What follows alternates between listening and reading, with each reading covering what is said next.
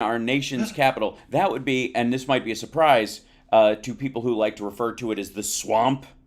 It's Washington D.C. It's also very overcast here. There's an enormous storm coming our way. The weather was relatively normal, Oh, and then there's a apparently, big storm oh coming. yes, Yeah. and it's a very strong I've been paying possibility. attention to that because, me and my Orioles obsession, they know rains are coming. Oh yes, they do, and it will affect the state of play in Orioleville. I have no doubt. The question, I guess, on my girlfriend's mind and on mine as well, is that I am tonight doing a benefit for Carl Frisch, um, to raise money for his candidacy. carlfrisch.com/ I think Hal Sparks is what he's got it listed as for the live stream if people want to watch it. And then of course we got to fly back tomorrow because it is my birthday eve, and Yeah. that is my big goal setting day. So I set a big chunk of time aside for myself to set my New Year's resolutions for the year because it's my new year. Yes, it is. Yes, it is, and on so many. His biggest one is to finally be nice to me. Nah, you know what? Once you fail at it 3 or 4 times, one of those goals, you just got to shelve the darn thing. You know? Yeah, no, I totally understand. Yeah, it's just I'll like, continue to be nice, Johnny. that's That so doesn't matter, ironic. Devin. Yeah, it's so You don't ironic. matter. Now, see, now Devin knows why I'm not nice to you. Oh, It's spoiled again. yes, And I would it's, have gotten away with it too if it weren't for that pesky Devin. that's right. Ruh-roh. So, obviously, there's a bunch of you know, political news this week, and what I found fascinating is probably the greatest undercutting of the there are two tiers of justice. Donald Trump can't get a fair trial because the DOJ is weaponized the weaponized. Because Bob Menendez, the New Jersey senator, who's been around for quite some time, and who, quite frankly, What's his party affiliation again? he's a Democrat. Yep, and Oh, okay. All and right, he's cool, been cool. and he sounds like a New Jersey Democrat from all the stuff that they're finding out about him. $400,000 in cash, $100,000 in gold bars. He and his wife. His wife had a. Yeah, Democrat Schmemocrat. He sounds like a dirtbag to me. Yeah, exactly. Goodbye. Yeah, see, that's how it works on our side. Goodbye. We're fine. You know what I mean? Like, we may have some regrets about how Al Franken was handled, but this is Yes, pretty cut and dry. this And is slam dunk. yeah, exactly. And I'm fine with it. And I don't think that, oh my God, the deep state within the DOJ has decided to revenge target Democrats finally in an attack on. But no, none of that is. That's the guy was indicted once God, that before. is what they're thinking, isn't it? Oh, of course, he got a hung jury and or a mistrial, I think it was, and they came back to him with even more charges. And after they had raided his place, they found not only that he had kilos of gold, like bars What? of gold. He had literally gold Dude. bars that he had been paid by this Egyptian businessman. But he had at one point Googled how much is a kilo of gold worth. Like, dude, come Isn't on. that, how do you like it when you go to bed at night going, I just got paid in gold for something I did. I'm on the up and up. Right, My exactly. family and kids love me. Yeah, how do you react in like in a pearl clutching way towards accusations of your against your behavior when you have literally suits in your closet where the pockets are stuffed with $100 bills because you have nowhere else to put them because you can't put them in a bank because if you put them in a bank you will go to jail. I like. So I would like to say, for the record, the man is guilty, of Sure a seems it. breach of public trust. It seems, but he is I heard innocent that until. this is the second time he's been indicted. Yes, and Okay, so a little bit of smoke here. a little bit. And again, in a court of law, innocent until proven guilty. In the world of politics, he is guilty of at very least a breach of trust and lying to his constituents, and that in and of itself is reason for him to step down, which he has from his committees. But he should step down from office and be replaced, and like, it's absurd. Now he can't because obviously he's counting on the fact that he's a senator and a senior senator from a state for that matter to protect him in the same way. And I'm against it. I would like to say, in the same way Yeah. that Donald Trump is running for office simply because it offers him some level of protection against the crimes that he himself has committed. I don't care. Like these people are so confused that they think the anti-corruption stuff is partisan in any way, and it ain't. Like there is, I don't even know. I suppose there's some sort of Koch brothers, Clarence Thomas kind of um, shenanigans, if I can, quote the Irish, that makes some sense where the bribery benefits you in a partisan way, because the idea is that he's going to shepherd through, Clarence Thomas is going to shepherd through some of these ideological, I guess sticking points that you have. He's going to help maneuver them through the courts so that you get your way, even if you wouldn't have in a normal ruling, or try to affect the balance of power. Maybe, probably your best bang for your buck if you're a bribe-oriented, special interest. You're going to go Supreme Court. You're not going to be able to get the president most of the time because Donald Trump is a lost cause. But then you'd go senator, then Congress, because that's, you got long game. If you're going to invest in somebody, if they have to get reelected every 2 years, is a pain in the butt. But every 6 years is way better. And certainly if you want somebody who is going to be there for the long run, Supreme Court justice, you really can't do better than that. But a long-running senator, pretty high on the list. The issue you have, though, is that none of the stuff that he is, that his bribery scheme seems to be centered around has anything to do with democratic priorities, or even a refutation of democratic priorities to benefit Republicans. Like if he was being bribed by Republicans in his state, even though he's a Democrat, to behave in a way that they'd like. This is simply... Yeah, I guess that's something I don't know. Who is bribing him? Two different people. The one is this guy who owns the biggest halal meat company on the East Coast, and wanted this contract with Egypt to provide halal meat to them, and he managed to get special privileges that allowed him to do that, and that's a very lucrative business, which apparently funded some of the other bribery. And then, of course, we don't know the extent of, 'cause from what I've read, they don't really go into who was involved in the Egyptian government, but he was providing the Egyptian government with sensitive information, if not classified, about military support for Egypt and our, whatever financial support we might end up leaning that way, and trying to... That doesn't sound cool. No, not at all. No, pretty bad. So, insofar as I'm concerned, goodbye. Yeah. Again, you don't have to be guilty of a crime to have breached the public trust as a politician. Stepping down doesn't mean you have to have committed a crime. You can just have done something where people don't trust you in general anymore, to not be a self-serving cretin. Let's take a break. When we come... That was fun.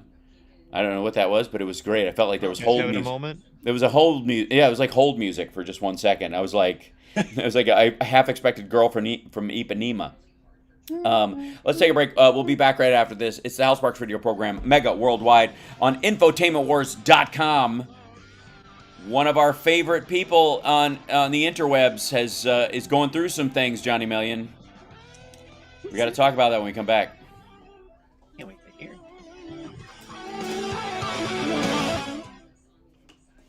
Hey, Hal? Yes. When you were having tech difficulties, me and Johnny went to an early break. Do you want me to add an extra break segment in for you, or do you just want to just take only 2 breaks this hour? We can... how do you mean, like ride through the half hour? So, you know how you take 3 breaks an hour? Yeah. This hour you'd only take 2, or I can add 1, so it would be 3, or we can just do 2, or now after this one only be 1. Gotcha. Okay. Yeah, we could do the quarter hour ride right through the half hour mark and go to the quarter hour. Is that fine? Okay, yeah, we can do it then. Get us back on time. That works. Yeah, good. Okay, that's cool. Just thank you. Yeah, appreciate it. I'm talking about Russell Brand, Johnny Million. Yeah, have you heard the Russ? Yeah. Things are. Yeah. Things aren't looking good. It's consequences, baby. It doesn't matter if you talked about it already. Right. It's fairly like it's getting fairly awful, and like if you look at, well, we'll talk about it on the air, but it just seems to be a trend with some of these folks that they almost like kind of, if in doubt, run to the free speech, the faux free speech right wing area, and they will protect you no matter what. They will run interference for you. As long as you hate the right people, you can kind of do anything you want. Yeah, not 60 seconds. Thank you. Okay, I'm gonna close that down. I'm gonna open up this so that I can see the chat. Are we live? We're 60 seconds, Sid. Hold on. No, I mean live on YouTube. Yes, we are. I believe so, yes. Yep.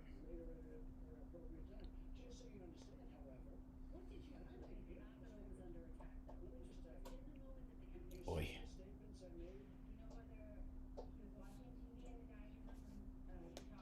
I think we'll hear music coming. Oh, thanks so much. 5909 broadcaster. Thanks for the remote stream. Yes, the remote stream needs as much help as we can get. 10 seconds, guys. Thank you.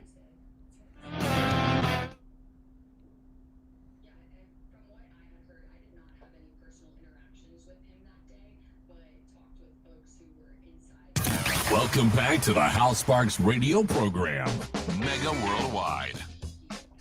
So, one of the stories going around right now is that Donald Trump is panicking that he's going to be going to jail. He's been apparently fantasizing about that, I don't know, I guess he's worried about the orange jumpsuit because somebody with his That'll foes... totally clash with his foundation. No, I think it would actually align with it and make him feel naked.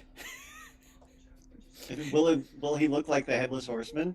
Yeah, that's right. Yeah. Just kind of like he'll be zoned out. He'll basically look like a traffic cone that's been stuffed like a foie gras goose. But there seems to be foie gras. There seems to be a tide turning. And again, like I said, with the Menendez thing, if he's guilty of that stuff, there is no. I don't know. I don't know why the right wing does it in particular, but I certainly don't expect us on our side to go, we have to defend every Democrat no matter what they do, because the whole thing is about actually having values, actually having the values that you're representing, the platform of the party, all those kind of things. And if you're involved in especially that level of corruption, and we're not talking about like the belief that Nancy Pelosi, who lives in basically the Silicon Valley district, who you'd have to almost be stupid not to recognize who's making money and who's showing up at the right parties as far as investments go. If you're going to the right parties in San Francisco, you know which tech firms are making money and which ones aren't. Period. So the idea that you're going to invest in them or that they're going to get some sort of big contract or whatever is not going to be surprising to anybody. It's literally a matter of like social money. It's like living in the Hamptons or something like that. I'm sure there are a lot of people who could ask their broker what's going on, or they could just look around the room and see who's there. That's okay. That might be concerning, but it's not. Nobody's getting special favors from the Pelosi's. Right. Was the idea that they were making money on investing in tech firms in the area. Like, it's a little silly. This is just a whole nother thing. Stacks of cash and gold and all that stuff. Trump himself, with his $17 million magically showing up in his Chinese bank account after he kills TPP, and then he takes it out himself, $15 million, and we're supposed to jump through our shirt because the Bidens and all their associates over the course of a decade accumulated, before taxes, somewhere in the order of $20 million, much of which was actually the investment funds of other people that went elsewhere. The best one being the Elena Baturina story around the mayor of Moscow's wife that we have heard the mention of ad nauseum. We found out just this month that the money indeed did not go to Hunter Biden. The money went to the Rosemont Seneca Realty subsidiary that was run by Devon Archer that Hunter Biden had nothing to do with. All of that money went to Devon Archer, and Devon Archer didn't get to keep it. It's an investment. He had to invest it on her behalf. And if it made a profit, he got a piece of that profit, as that's how that stuff works. And is no surprise to anyone who isn't, fake pearl clutching in this nonsense. But ultimately, not a dime of it went to Hunter Biden. Not a dime. Not a single dime. Then we find out this week also, and I posted it on the video that I did, and I will post it again because I think it's just kind of gorgeous. John Solomon at Just the News posts this series of memos that are supposed to be gotcha memos of Joe Biden and the Shokin firing and all that kind of stuff. And in it, it's got the outline that the government, the administration, the IMF, everybody wants Shokin gone, that all the markers the Ukrainian government had been making, where they've been earning the right to get these loan guarantees, one of the holdouts was that they would not get rid of this guy Shokin, that Petro Poroshenko would not pull up a vote to get rid of this guy. And the second he did, they voted him out by a majority. Biden didn't fire Shokin. Even Petro Poroshenko didn't fire Shokin. The parliament of Ukraine fired Shokin. So, I mean, from a legal standpoint, these are all valid piece of information, crucial to the understanding of the actual issue, beyond the politics of it. Just the same way that I think that Bob Menendez having suitcases full of cash in his closet, like some sort of spin-off from Better Call Saul, is indicative of something hinky and is not the kind of behavior you would want from an elected representative. So when it comes to Donald Trump whinging about the idea that he's somehow the government's been weaponizing against him, again, for things that he did to himself. If Donald Trump, this is the ironic part, I think, if Donald Trump had simply photocopied all of the classified documents that he had stored in that he was wanting to keep for himself, if he'd have photocopied, and there was a photocopier in that room, in that storage room, and kept it, and simply quickly returned all the stuff back to the government, he would have never been in any of the trouble that he's in, even though he would have probably still been in violation of the Espionage Act. It would have been much harder for them to make the case that he had kept anything without somebody turning on him early and saying, yeah, he was photocopying all this stuff, and he's got copies of everything, and he may have returned the originals, but he's showing all this stuff to the Saudis when they come to visit and that kind of stuff, which would have been way harder to do. You wouldn't have been able to break Walt Nauta and those guys if they hadn't been caught on video shuffling these boxes around, trying to hide this stuff, keeping the actual physical documents. Like, this is Keystone Cops crap. This is so dumb. Yeah. And this is a problem of Trump's own making. I have a chip on my shoulder, Johnny Million, as you well know, about people Oh, it's perpetual. who can't Robert even... Wagner. Right. Wagner? Stop it. You have to bring it up. His gorgeous hair and his deep, sultry voice drives me crazy. Why can't we all have that? No, it's the... Go ahead, knock it off. I dare you. It's people who can't even lie well. That's what it is. Yeah. Like, if you can't... Yeah, as an alcoholic, lying is like my bread and butter. Right. It's embarrassing when I see people not doing it well. Right. You can't figure out how to lie, especially lifelong liars like Donald Trump. Seriously. Maybe this is it. Maybe one of the reasons why a lazy slob like Donald Trump, who is so bad at lying ultimately, is because he's never had to try that hard. He's always had that kind of second generation rich kid tip up. You know what I'm talking about? Where the yes men are very comfortable. Thank you, Robert Brunswick, by the way, for the super chat. They're very comfortable, lying because nobody will call them on it. Nobody around them is going to say, "What? That sounds like crap," because they literally are surrounded by yes men and sycophants, like Michael Cohen used to be. That would, even if they know the person is lying to their face, even if the lie is dangerous to the person that they are lying to, like, I'm going to throw you under the bus, basically, is what the signal of that lie is. They still allow it to happen. So you don't have to develop you're like a toddler lying, Like, I always believe that, like, when children start lying, when they're little, it's like learning a communication skill you'll need for white lies later on. You know what I mean? You start to learn how to lie effectively so that you're not rude earlier. No, it's fine. Isn't in its own way a lie. Everything's fine. No, it's okay. No, go ahead. Exactly. it is a normal lie, but it's the kind of lie where we go along to get along, and it's necessary in society unless you want fisticuffs around every corner. And so children will eventually start with these broad slapdash, I didn't spill it. An eagle flew through the window, and he was carrying a hippopotamus, and he kicked it over. Right, those kind of This lies. is where ghosts get a bad name because they're Oh, yeah. ghosts doing big crazy things. Yeah, the and haunted kids don't know how monster. to talk about it. That's right. So they, but they eventually develop the skill to be at least, passably effective as a liar. And I think when you get to these like second generation rich kid types like Trump, like Tucker Carlson and stuff, who are also surrounded by these, people who are like, yeah, totally. Yeah, that is true. You know what? That is true. That is true. Who will just reinforce their lie all the time. They don't get That's very... got to make it so much easier. Oh my God! And yet, thanks so much, Leslie. Appreciate that. She's contributing via the Venmo and the Cash App for our new computer, which we're trying to get. And thanks to Colonel Clink, who says, "See Hal at the Nerd Halen concert at San Antonio. Get your neck better. Thank you. I will." Singing Sammy Hagar has to stress the neck. It does indeed. I'm gonna get to see Sammy Hagar at the Eddie Trunk party in December. Johnny Million. I'm just saying. Cool. Oh yes.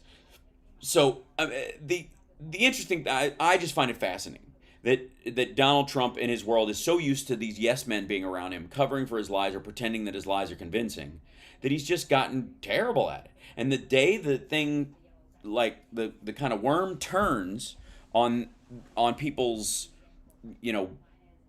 expectation of truth from him, where they're just like, I just think he's kind of full of crap all the time. I don't necessarily believe anything he says. It gets real hard when that also lines up with your indictments. When you're about to sit down in front of, a jury of your peers, of which you, by the way, when you believe you're peerless, must be hell. So I, looking at, Can you imagine what he's going to say about the jury that convicts him? Oh my God. Oh, He's yeah. going to be brutal. Yeah. And there will be multiple juries that will convict him. I predict at least 2 of these cases will convict him before the election. So and not to mention the civil stuff that he's going for. So our dear friend Rusty Trombone, aka Russell Brand, aka hippie Alex Jones, aka Tanky Jesus, had a Channel 4 documentary in the BBC come out about him and his history of abusive sexual behavior, including... This is all from a documentary? Yes, they did a 4-year investigation of this guy. Oh, man. Yeah. I just thought it was like just charges bubbling up. Oh, no. So one involves a rape in Los Angeles, where the woman went to a rape crisis center that very day. And again, this is situations where, as it often is with guys like this, that involve people that you've had sex with consensually before, who tell you no after the fact, and you continue to do so anyways, and then they blame themselves, and it gets very murky. And let's be abundantly clear. If you've had sex with somebody for a dozen years every single day, and then on the 13th year anniversary you try again and they say no, that would be sexual assault. That's rape. Yep. Once they say no, no means no. That's that. I don't care. Move on. I have always understood consent. Yeah, it's not, and I don't get it, and I don't understand. And again, this seems to be with him in how people speak about him historically in his relationship with women in general, is this kind of power play idea that it's a control thing. It's very like this pickup artist nonsense. That he's a dandy and a show off, and that his ability to control women is part of his own sense of self-worth, and it's very strange. Pickup artist stuff. It's just how to be a sociopath. Right, how to be gross and not even enjoy the company and not feel bad about what you're doing because it's all for this goal that you. That's right. So, there's a direct rape allegation that comes out of Los Angeles, and again, that will be adjudicated either in court or through a civil action, probably going forward. his relationship with this alleged relationship with this 16-year-old girl, where in England the age of consent is 16. However, the issue that they have, I think, more is that him sort of grooming this girl and sending his BBC car for her and all that kind of stuff. And then his fallback, somebody in the chat was just mentioning his fallback being that he was, he was promiscuous back in the day, and this is now being held against him or whatever. Okay, the promiscuity and sexual assault are not are mutually exclusive, I would say, because promiscuity is based on consent. It's based on the idea that both people are consenting. It's based on volumes of consent. The only time promiscuity would involve something that I think is outside the realm of normal ethical consent is when you are promiscuous without letting your partner know, and you are unsafe in doing so. So in some ways, they are not consenting to sharing their body with a bunch of strangers because of what you're doing. With a bunch of people they've never met. Right. Yeah. So that would be where it's ethically outside of that. But on a material sense, especially if it's somebody like him, and you're somebody who is hooking up with him, or you did drugs with him, or both, the chances of that being the ethical conundrum is very small. The issue that I think a lot of people have is just kind of this weird kind of semi-violent, abusive, sociopathic behavior towards women in general. And then almost a strategy, it would seem, knowing these charges were floating around in the background, knowing that those charges were kind of coming up behind him like a train, deciding to sort of reinvent himself as this sort of hippie activist, free speech, borderline alt-right person as a way of protecting himself, so he can say they're just trying to shut me down, using the Alex Jones Sandy Hook defense, essentially, like set yourself up as a hero of free speech and the like, when in reality you're just using that as cover. It's hard to say whether that's actually what he's doing. It makes sense. It may simply be that he found a great way to make more money and jumped on it with both feet as his opportunities dried up. Yep. Trust me, believe me, Johnny, you and I, being in the sort of normal side of conversations, and I would say we don't fit fringe in any direction. It's a lot harder to make money that way. It's harder to make a living in the internet, world, if you're speaking sensibly about stuff. But if you're just going completely bonkers and catering to like a QAnon level mentality about something, then those people will just throw cash at you like you're a televangelist. It's like being a televangelist. It's much more akin to being a televangelist, right? Which I know is your goal. I'm on my way. Yeah, exactly. That's what my stream's mostly about. Yeah, exactly. Just playing, God's guitar player, I think you now call yourself, which I think is, makes sense. But so, however this plays out, whether it's in civil court or in criminal court, or whether it's the court of public opinion, and people will say that he's being tried in the court of public opinion. So was Bill Cosby and Epstein and Harvey Weinstein and others before they were ever tried to court of law. So as a matter of fact, one of the reasons why that celebrities can get away with some of this stuff for as long as they do is because they have an inversion of the court of public opinion working for them, is that there is a standing chorus of public opinion protecting them from these kinds of allegations. Because people don't want to believe it right out of the gate, and it takes a while for it to settle in, and especially if they've got a power structure behind them that will push back, in terms of like Danny Masterson and Scientology, or there's the studios are protecting their investment, right? You will have you really do have a wall up already that is, in fact, the court of public opinion is you surrounded with a giant defense force, a giant jury of people declaring you innocent to start with. So the public opinion has to kind of turn on you before anybody can make any political or legal headway with you, because you've got this kind of wall up all the time. And that's where Donald Trump finds himself. This is where I have said that one of the things that Donald Trump, has to happen before Donald Trump, it's safe to take Donald Trump down. And why it's taken him so long to indict him on all these fronts is because the vast majority of his supporters have got to turn heel. They've got to abandon him because of his behavior and what he does and his financial shenanigans and stuff. And the more they find out about it, or the more it stacks on top of it, they look for alternatives. Unfortunately, the only alternative they had in this last round seems to have been DeSantis, and he's fading because he's a complete dweeb. With like a Mo Howard haircut and a horse laugh. What's her name? Jenny Hogan said something like, "I don't think that that DeSantis is recovering from letting people hear his speaking voice." Yeah, well, it's amazing to me that Donald Trump's big bragging point on DeSantis is that DeSantis was a huge loser, that he was going to lose not just the election to a Democrat, but the primary to another Republican.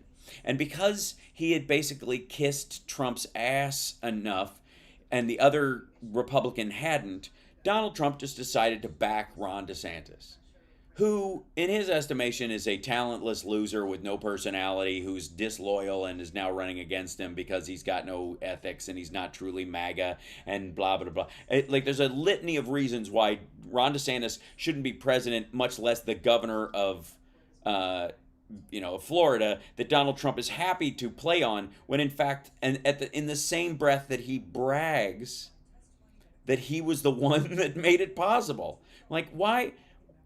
yet again, I'm starting to think the thing #best people was crap, and that there's no indication, right? There's no indication whatsoever that that DeSantis is a quality human being or a quality candidate for anything, and yet Donald Trump was happy to back him because DeSantis kissed his butt. It is stunning to me that seems to be the standard now. Obviously, that balloon has popped and is making a farting sound as it flies across the room. And ironically, it looks like Chris Christie is coming around the outside as this anti-Trump force, who it seems like to me, at his age, can afford 2 cycles. That's what Donald Trump, I don't think, understands, is that Chris Christie does not have to win this time. Chris Christie just has to be right this time and contribute to the expulsion of Donald Trump from the party. We know about the short political memory of the American people at times, and certainly about Republicans who are wishing to broom the bad parts of their history, make them disappear. So it is very possible that the strategy, and this would be my strategy were I Chris Christie, only I would, of course, be smarter in all these areas and probably fighting for different things, but is to be the guy who effectively undermines Trump's presidential run as more than any other Republican, and then wait for the fever to break and be the guy who was like, I told you so, that is still committed to quote-unquote Republican values. Yeah. And I'm telling you, as a 2-year plan, probably not going to work. As a 6-year, 8-year plan, absolutely could work. And he's not even in the age range of Biden and Trump right now. So the idea that we're going to have a problem with after all this talk about an 80-year-old president right now, 70 is not going to be a problem. 65 isn't going to be a problem either. So a lot of these folks have some time to wait. That's why Gavin Newsom's in no hurry. Gavin Newsom's doing great work as the governor of California. He doesn't have to punch ahead and try to seize the reins. As a matter of fact, the more he grows the foundation of his value as a candidate for president and tests his approach on California long term over the course of, say, a decade, then he's really got something to run on. Not unlike how Reagan ended up in the White House. So Sure. We got to take a break, but make no mistake. Trump's never going to be president. Again, that ship has sailed on so many fronts. But what's coming around the outside in this is the folks that are moving back to what we used to hate in the Republican Party, that by comparison to how Trump acts is positively quaint. We'll be back right after this. It's the Housemark Radio program, Mega Worldwide on WCPT Radio, Chicago's Progressive Talk. Now with 100% more, Johnny Million.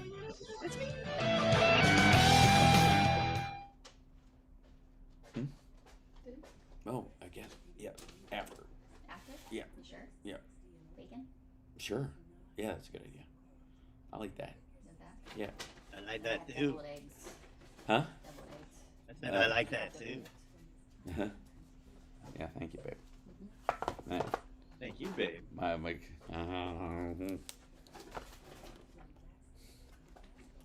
are oh, okay. I'll have those after. Okay. Thank you. put them right here then. Thank you, Mouth. And there's butter in here. You want butter on Mhm. It's all whipped.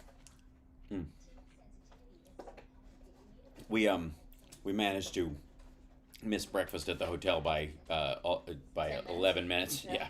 Yeah. We go downstairs and they're like, we're closed. We're like, the food's right there. It's It's right I there. can And see the lunch it. is like the same thing we had the other night, so. Yeah, I was like, can we get a paper plate and just go up to our room? No. Why not?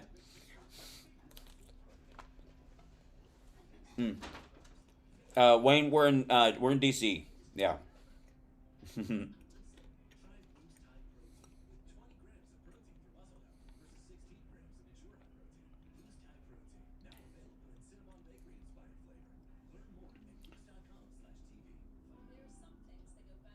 Slept on a new pillow. Shoulder's getting better now. It's a radiative pain because it's just letting loose.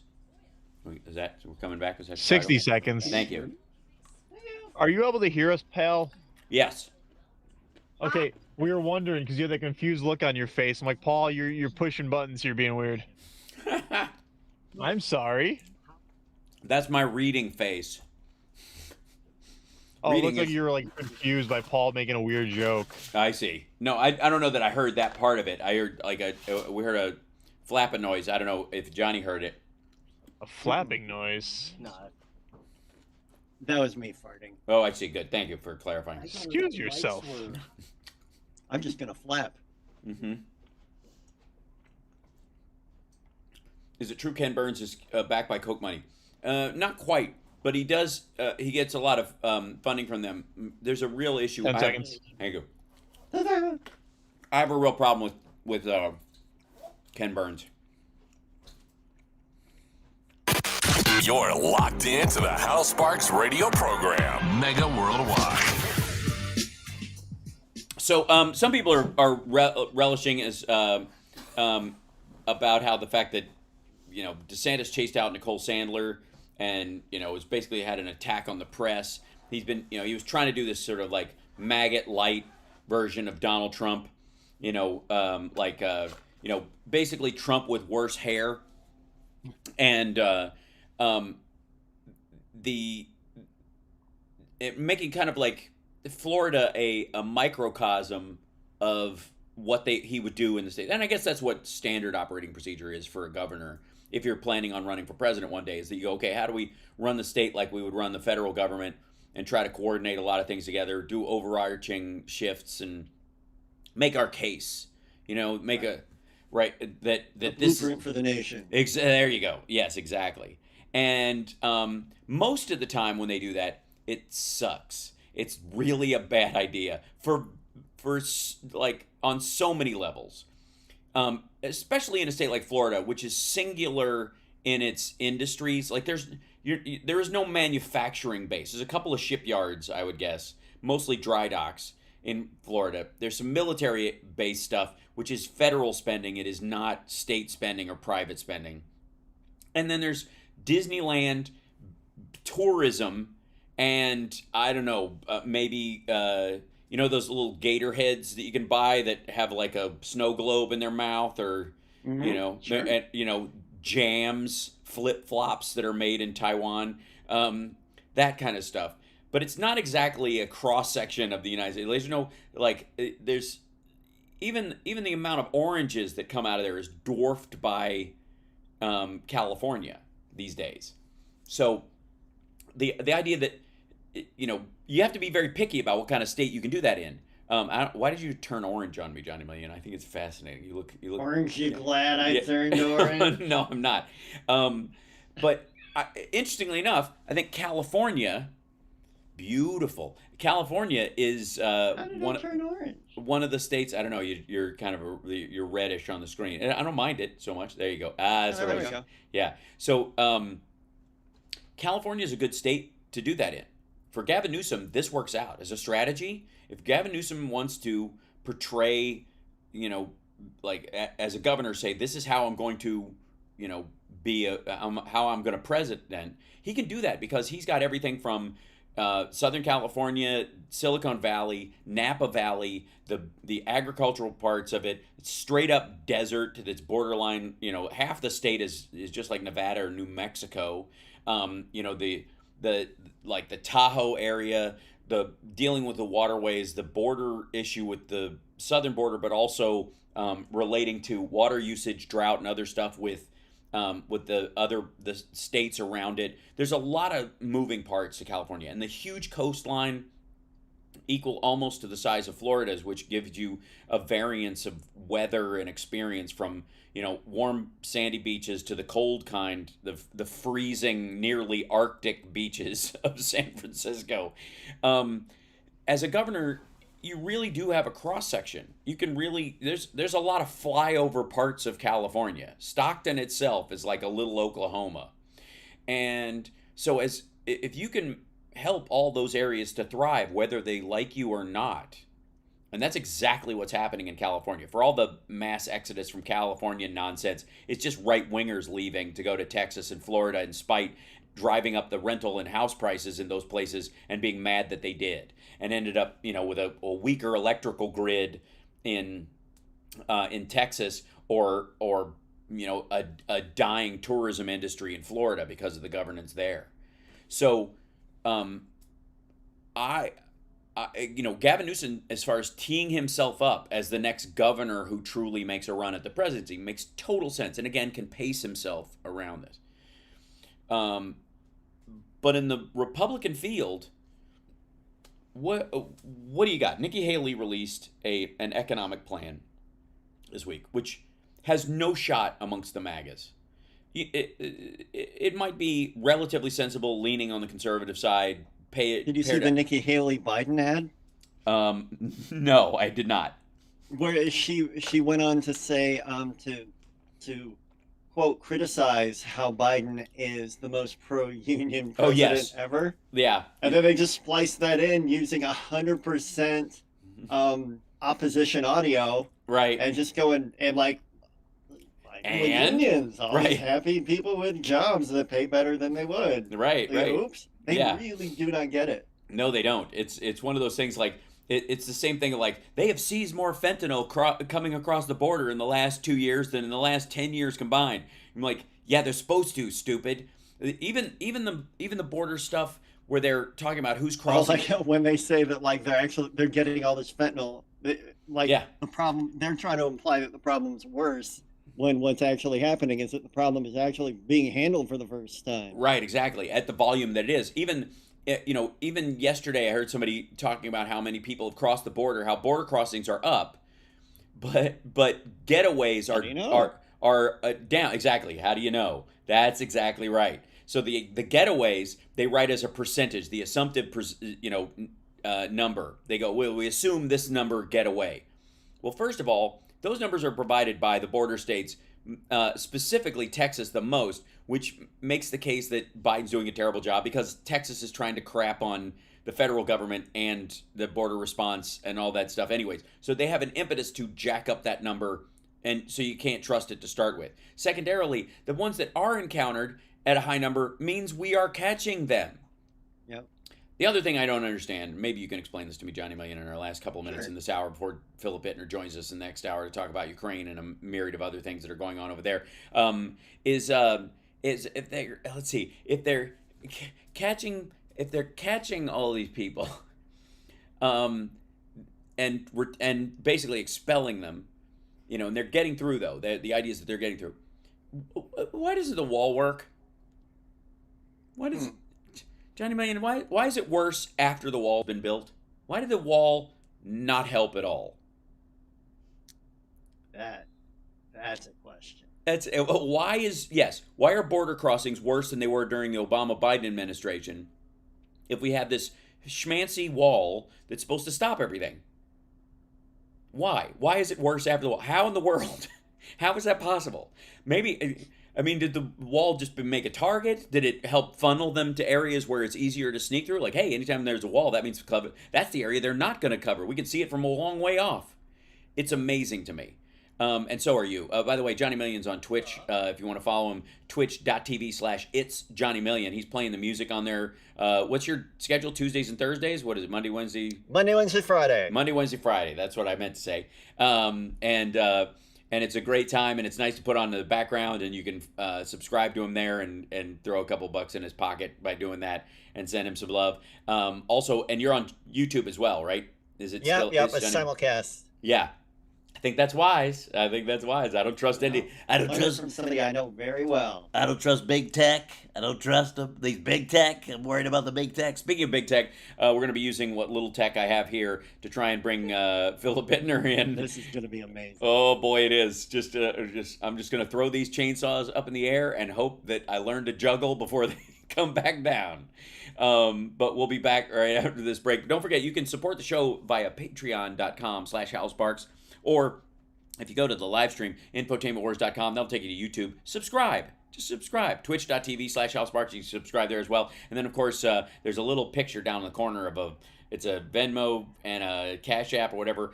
We're trying to, that's basically our little GoFundMe site for the new computer for the show. And that will help us build out our remote system as well, because that's going to become even more necessary as Nerd Halen goes on tour next month, and I got plenty of shows out of town. It's going to be crazy. We'll be back right after this. All right. Now, I don't know, hold on, hide this. Test. I see, yes, he's there, but the question is, Test. see, hold on. Go away those things. Testing. There he is. Testes. 1, 2, 3. Thanks, Johnny Million. I literally. Thanks, man. High class. Yeah. Testing.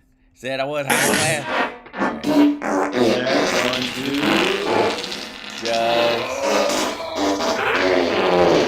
Just genius.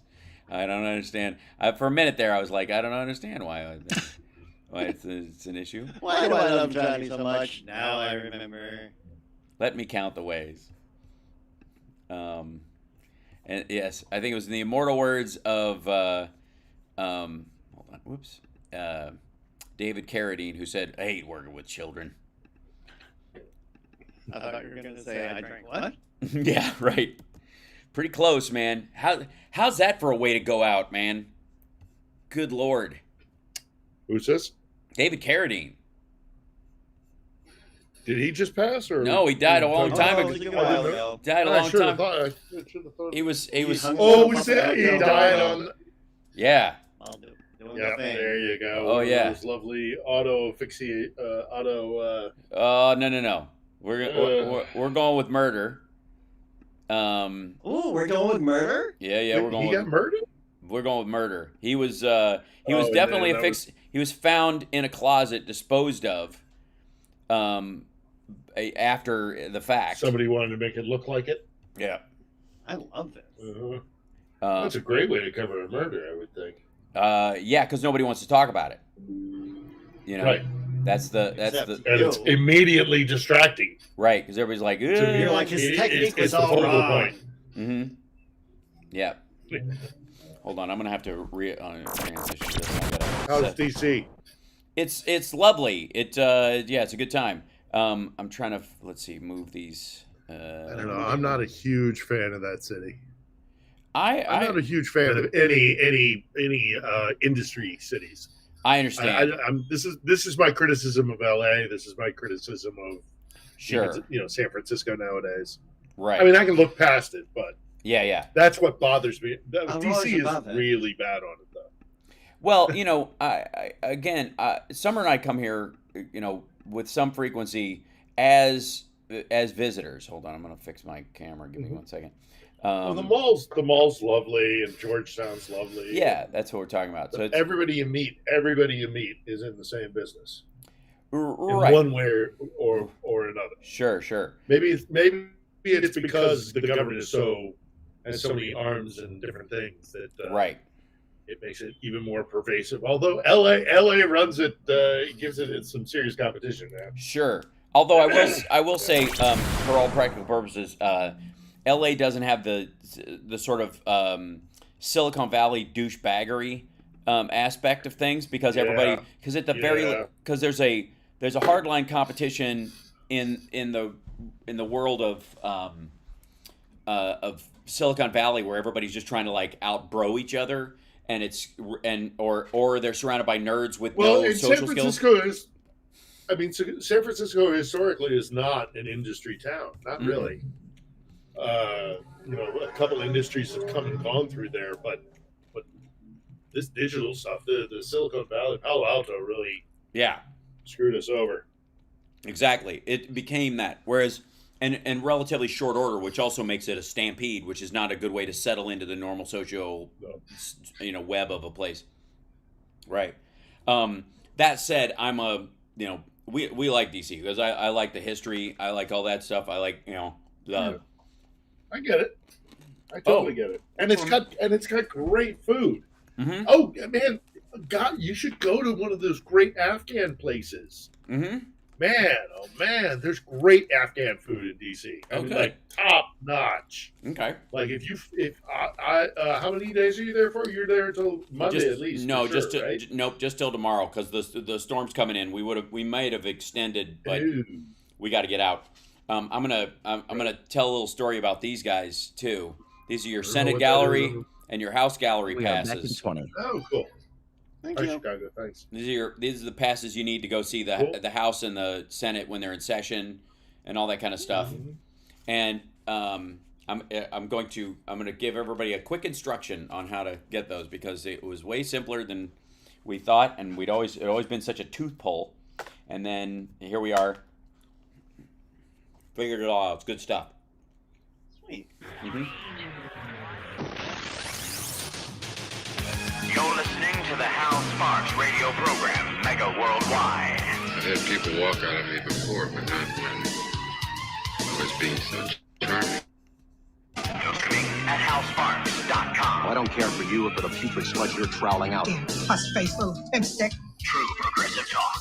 Might be a good time for you guys to give up.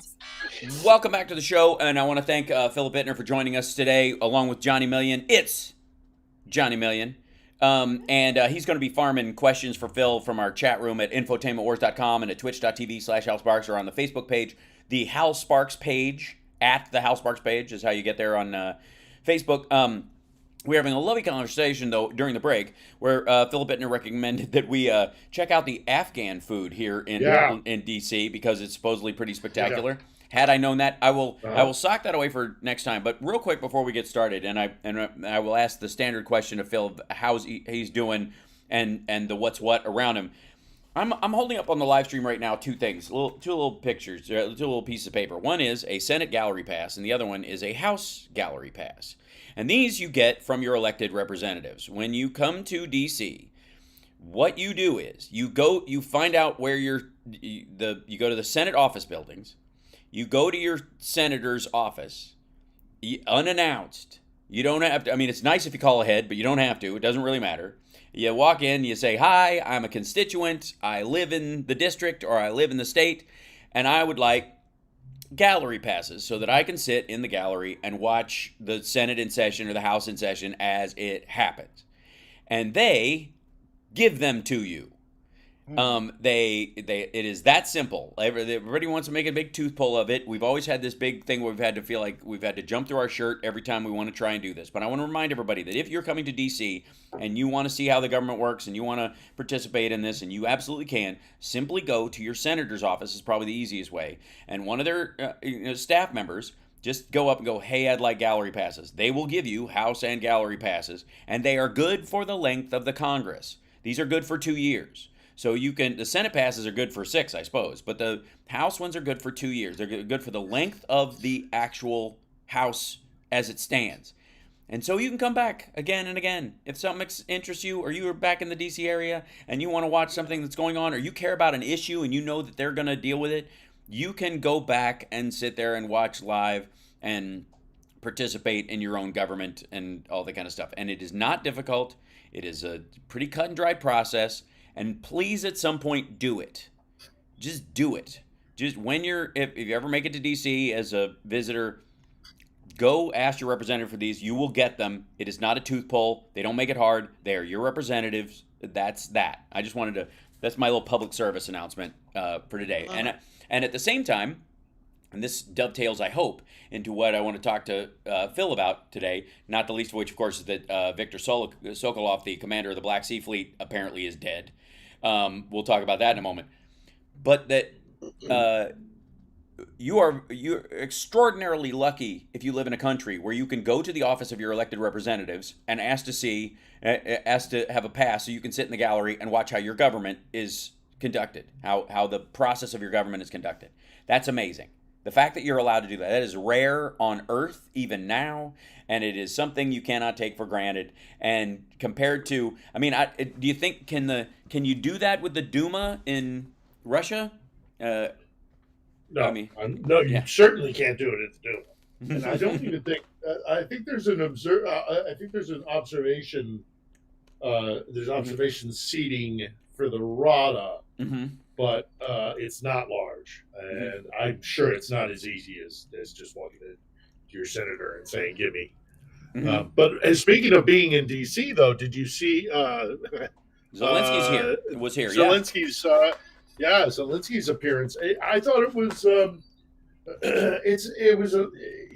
It had its highlights. It had some lowlights. Sure. Him delivering a speech in the archive was like goose pimple stuff for me, because he was, standing under these massive paintings of our founding fathers. Yep. And he is, in essence, a founding father of a Ukrainian republic. Right. So it was a little, something down the spine there, and then for him to be in the room with the Constitution and everything else that is at the archive, he was particularly taken with some other Lincoln quote about preserving democracy. Whereas, of course, my favorite Lincoln quote is talking about how awful Russia is. But anyhow, aside from that, he didn't get everything. Obviously, he never does. Apparently, some attackums, which thank goodness, because you remember the last time we talked about the attackums. Yeah.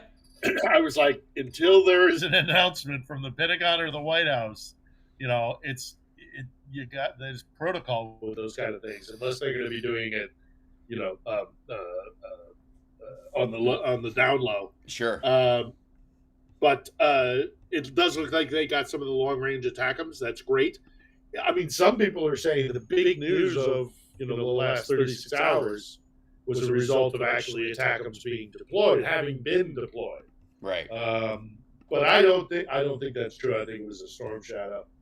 But there has been a significant strain here. But let's finish up talking about Zelensky's North American trip. I mean, his the UNGA was UNGA. Biden's speech was good, I thought, but didn't set anybody's toes on fire, sort of thing. It was it was what it was. And then I guess now on his way out the door, he stopped over at the Canadian Parliament, and I mean that went fine, I guess. There's lots of the Ukrainian diaspora in Canada, and he'll be on his way back. But that was Zelensky's trip, and nobody was massively disappointed, but nobody was really excited at the result of his trip.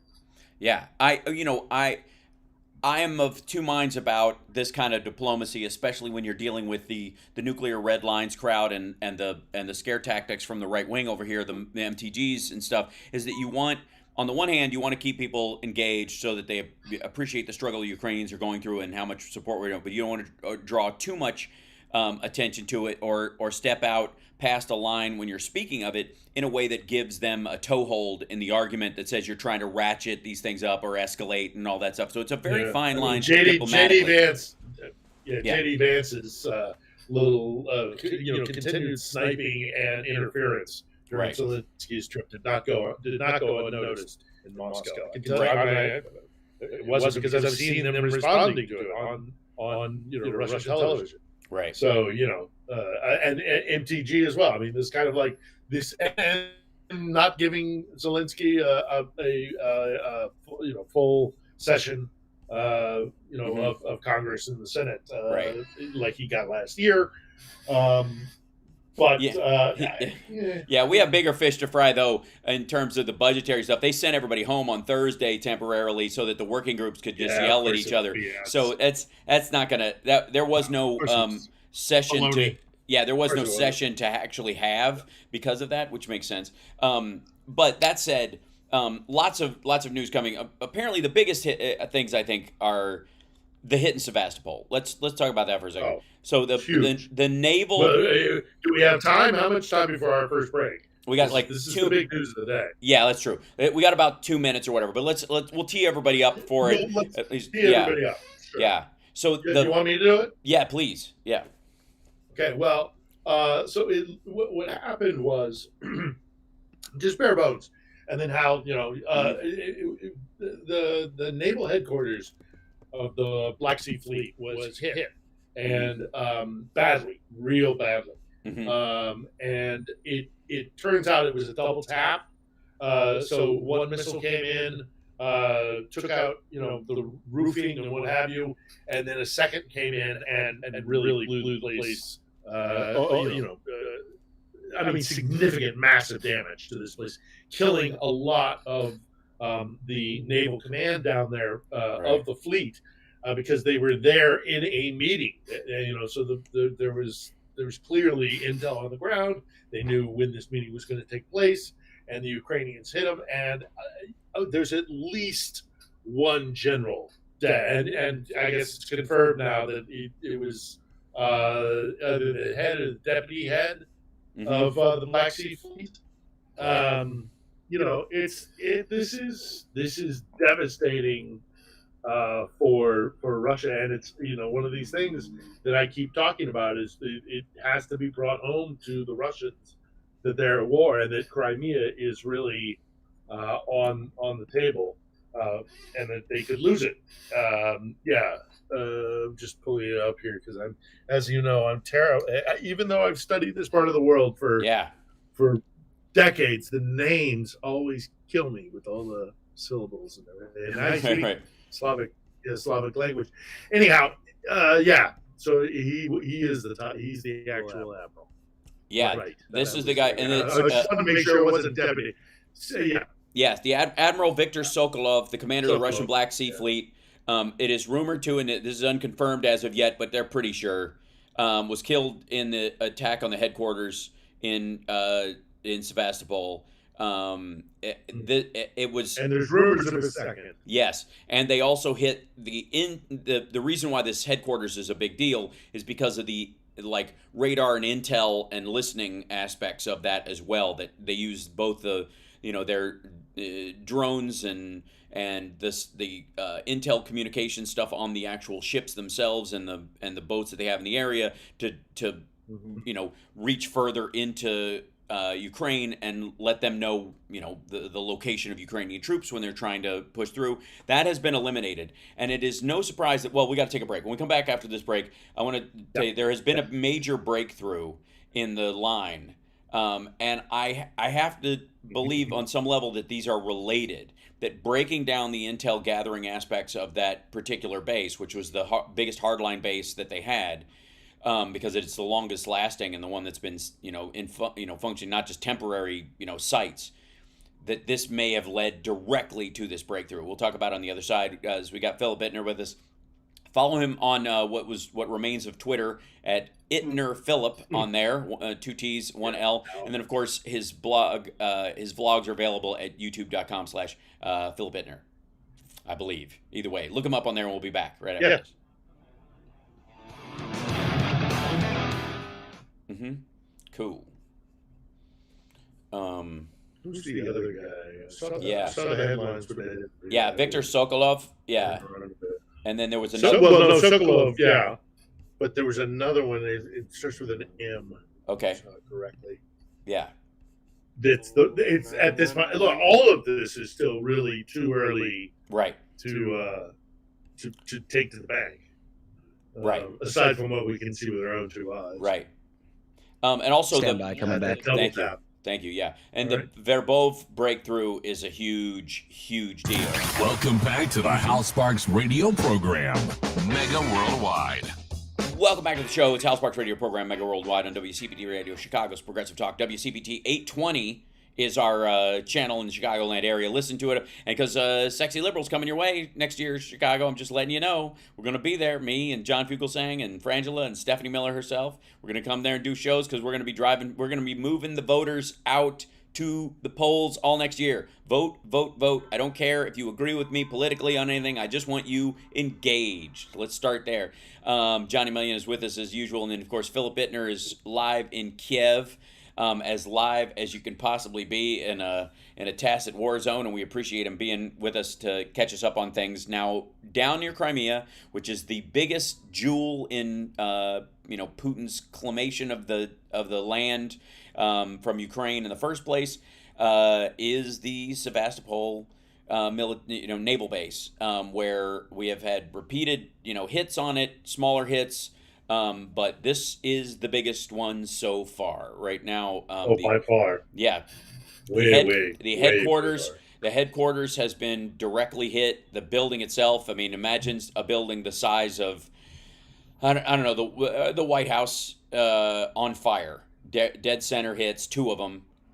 Big military-looking building, and it's. It would be the equivalent of hitting. I'm trying to think of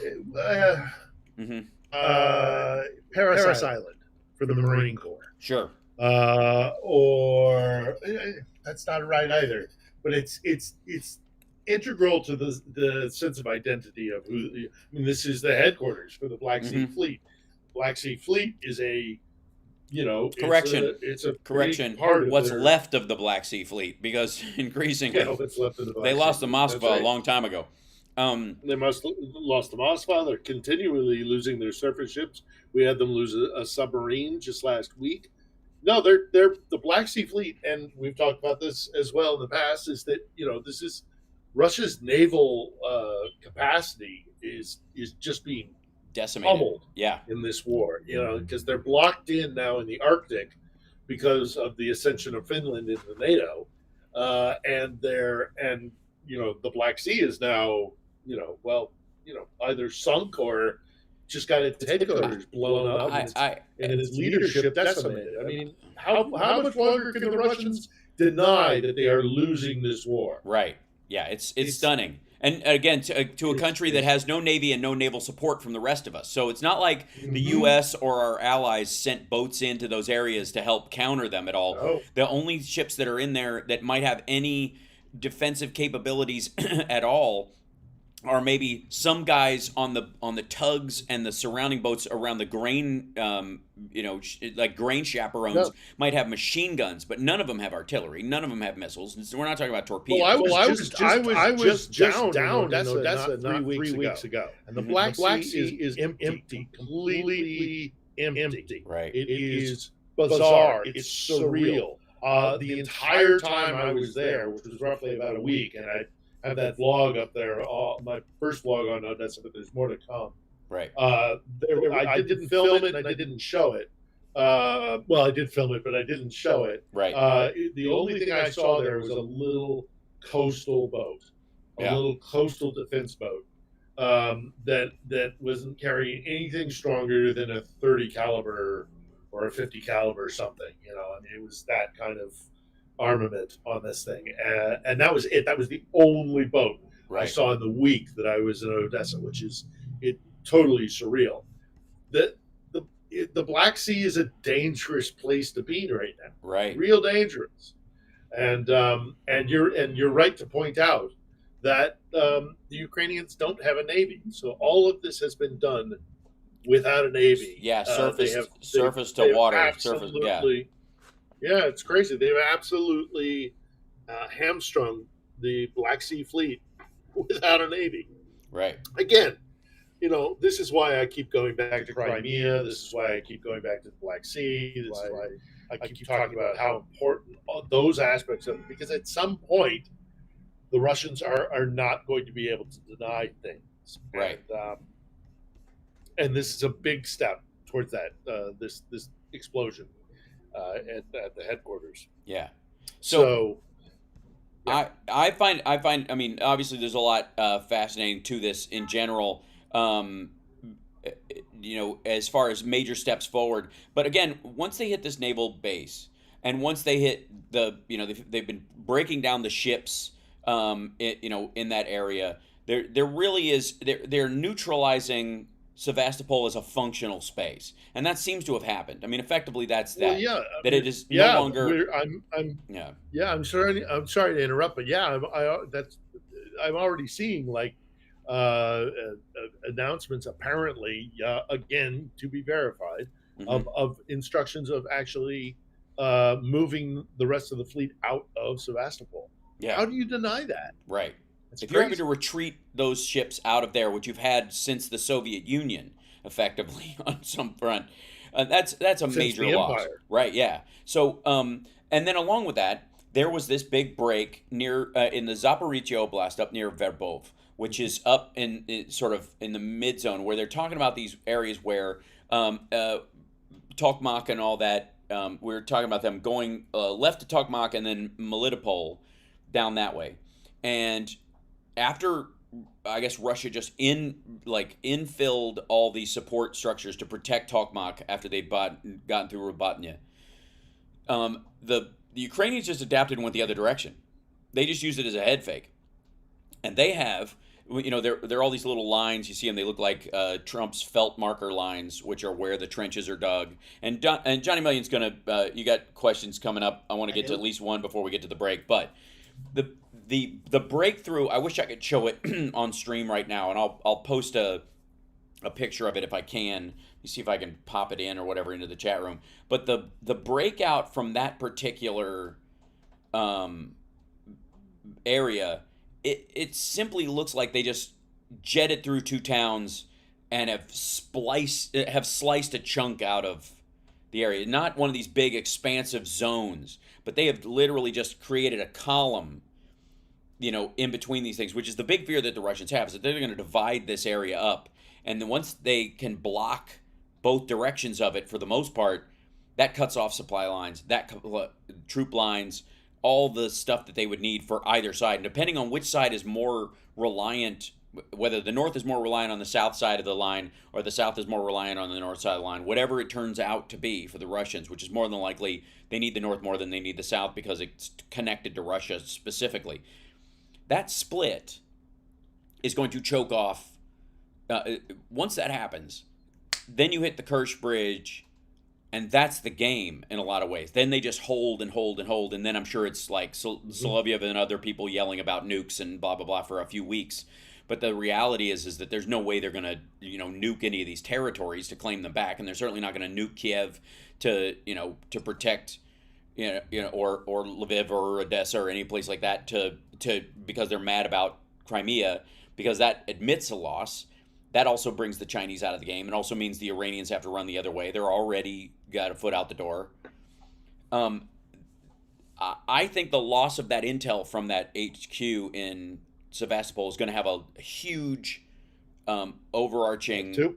It's going to huge damage to their ability to enforce maintain the territory they have and enforce any new. And it's command and control. Yep. Loss of command and control is going to be devastating, especially for the Russians, because they have a top-heavy military system where their high-ranking officers you don't question them. It goes basically from the masses of conscripts and regular army.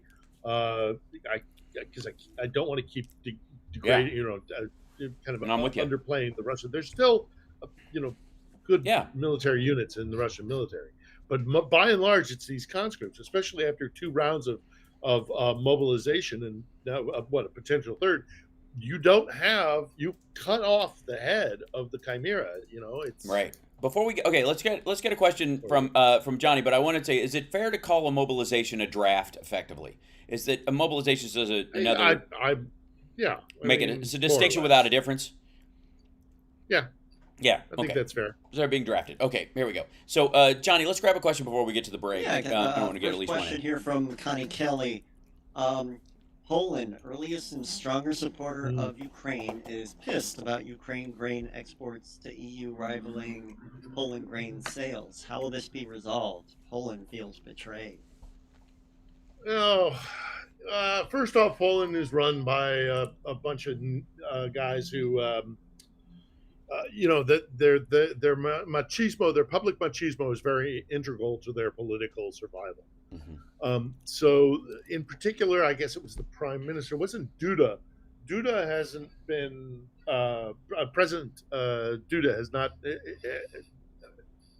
has stood strong for the almost entirely with Ukraine. But the prime minister is the one who has kind of been making these vocal statements about you're screwing over our farmers, and then the Ukrainians kind of got their back up and said, look, we're fighting, we're trying to keep you guys safe, because if it's not us, it's you. You're next. And then the prime minister, instead of being smart and kind of letting things simmer down, he turned around and said, "Don't ever insult Poland, and how dare you talk about the Polish farmers," and blah blah blah blah. Mm-hmm. It's a storm in a teacup. Mm-hmm. It'll be resolved. It has to be resolved, and the relationship between the two peoples is strong, despite the history of the two countries having really bad blood for like centuries. It's actually really impressive how the leadership has been able to put that water under the bridge and come together in solidarity. Because I've been to the Polish cemetery in Lviv, and that's no joke. A lot of Poles died fighting there in the turn of the 19th and the 20th century. Anyhow, regardless, as I say, it's a storm in a teacup. It'll be resolved. There's Lithuanian president came out and asked for them to, bury the hatchet a little bit. But there's the Polish-Lithuanian Commonwealth. Well, there was an empire that existed in Europe.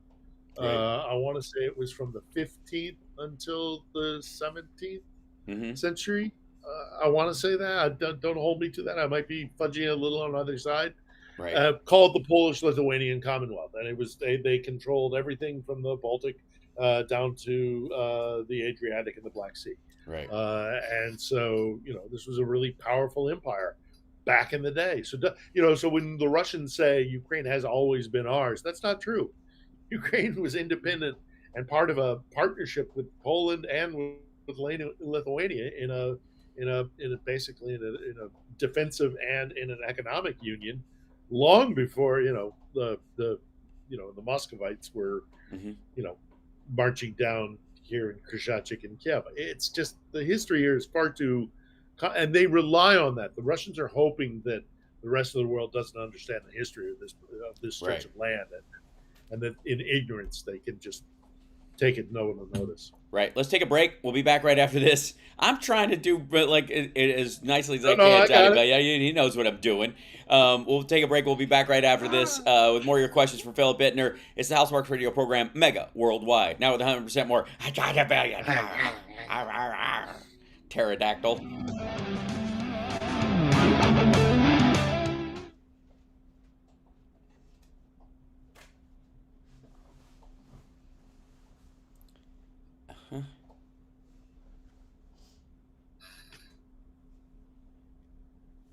So you're heading back early, huh? Is coming in. Oh yeah. I mean, it's probably going to hit fairly bad tonight, but the first wave of it might pass, and then we leave. It's supposed to be bad in the after. Well, it keeps moving up, babe. Didn't it change? Didn't the weather change? Yeah, I don't know. Yeah, it's misty and very gray outside right now, but it was supposed to come in bad tomorrow about noon. Now it's coming in today around now. So we'll see. Fingers crossed. I mean, worst comes to worst, we get stuck here and we'll manage. But I've got a show on Tuesday, so that's that's my biggest concern. But in LA,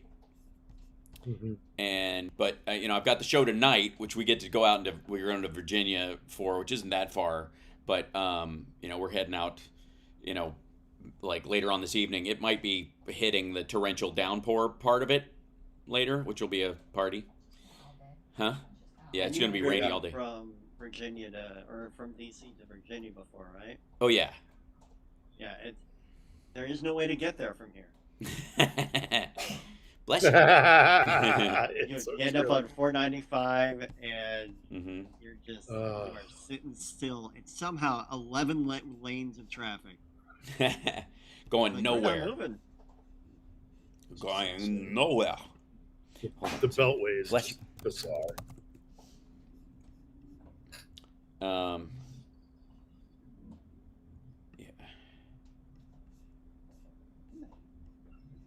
And if push comes to shove, you could probably drive inland and fly out of somewhere else. Yeah, totally. Yeah. I mean, I'm not worried about it that much. It might get gnarly, Push but comes to shove, he's gonna piggyback Summer back to. Yeah, I can carry her. Yeah. Yeah. She's yeah. He says if push comes to shove, we can drive inland and fly from someplace else. And Johnny said, push comes to shove, I could just piggyback you all the way back to Vegas. I'm like, yeah, I can do that. Even with my busted shoulder, I can still carry you. Yeah. Stand by, coming back. Thanks. The nerve. Welcome back to the Hal Sparks radio program, Mega Worldwide.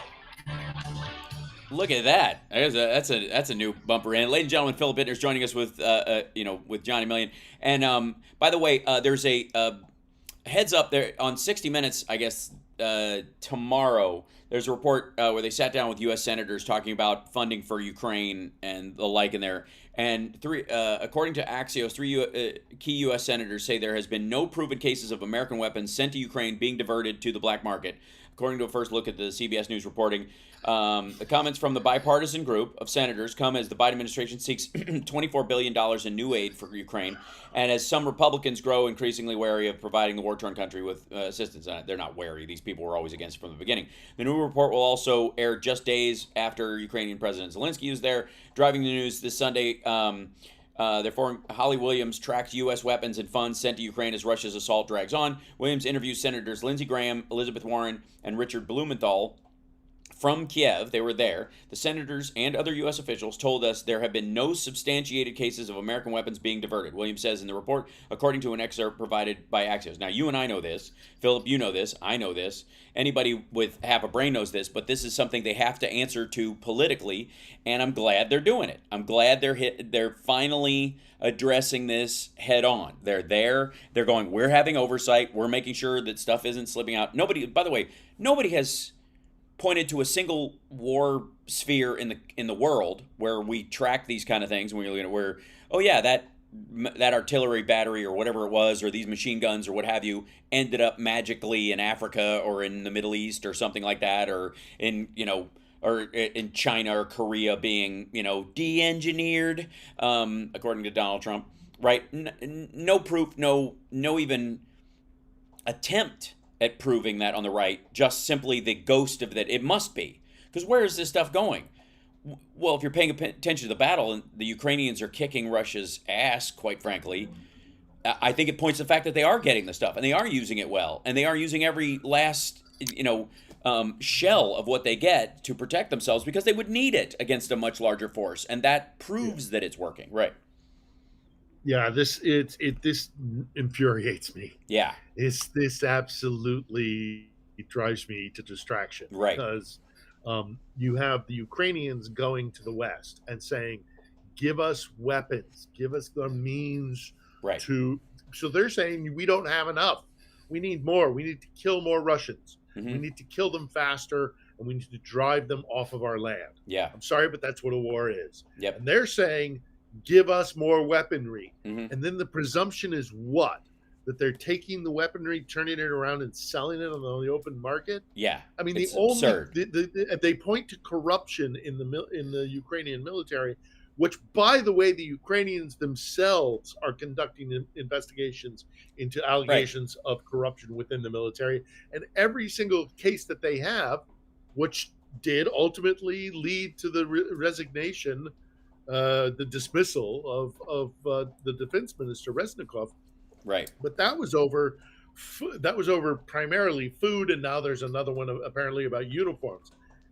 That's the corruption in the Ukrainian military, and it is there. There is no doubt that it is there. Of course it is. But this is stuff that can be skimmed off the top, and somebody is lining their pockets. Right. The weaponry, don't even think about touching the weaponry. Yeah. Everything that they get goes straight east. Yeah. It goes immediately, the second it comes over from the Polish border, it is put towards the front.